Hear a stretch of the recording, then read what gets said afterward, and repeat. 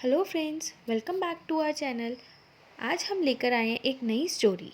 जी हाँ, और स्टोरी का टाइटल है अच्छे लोगों की संगति। तो आइए स्टार्ट करते हैं।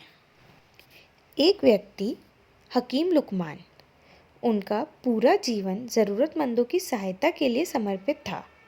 अब उनका अंतिम समय नज़दीक आया तो उन्होंने अपने बेटे को पास बुलाकर उससे कहा, देखो बेटा, मैंने अपना सारा जीवन दुनिया को शिक्षा देने में गुजार दिया। अब अपने अंतिम समय में मैं तुम्हें कुछ ज़रूरी बातें बताना चाहता हूँ, लेकिन उससे पहले ज़रा तुम एक कोयला और चंदन का एक टुकड़ा लेकर आओ। बेटे को पिता की यह बात सुनकर बड़ा अटपटा सा लगा, लेकिन उसने सोचा अब पिता का हुक्म है तो मानना तो पड़ेगा। उसने रसोई घर में जाकर कोयले का एक टुकड़ा उठाया और सौभाग्य से चंदन की एक छोटी लकड़ी भी उसे वहीं मिल गई। वह दोनों को लेकर अपने पिता के पास पहुंच गया। पिता ने बोला, बेटा, अब इन दोनों चीज़ों को नीचे फेंक दो। बेटे ने दोनों चीज़ें नीचे फेंक दी और हाथ धोने जाने लगा। तो लुकमान बोले, ज़रा ठहरो बेटा, मुझे अपने हाथ तो दिखाओ।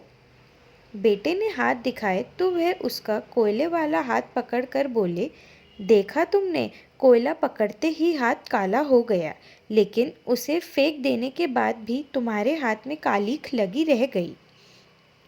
ठीक इसी तरह गलत लोगों की संगति ऐसी ही होती है।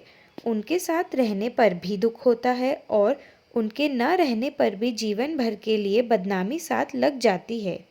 दूसरी ओर सज्जनों का संग इस चंदन की लकड़ी की तरह है, जो साथ रहते हैं तो दुनिया भर का ज्ञान मिलता है और उनका साथ छूटने पर भी उनके विचारों की महक जीवन भर बनी रहती है।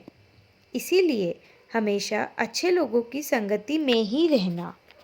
तो इस स्टोरी से हमें यह सीखने को मिलता है कि सज्जनों के साथ रहने से व्यक्ति का हर तरह से विकास होता है और वहीं दूसरी ओर दुर्जनों की संगति से सिर्फ विनाश होता है।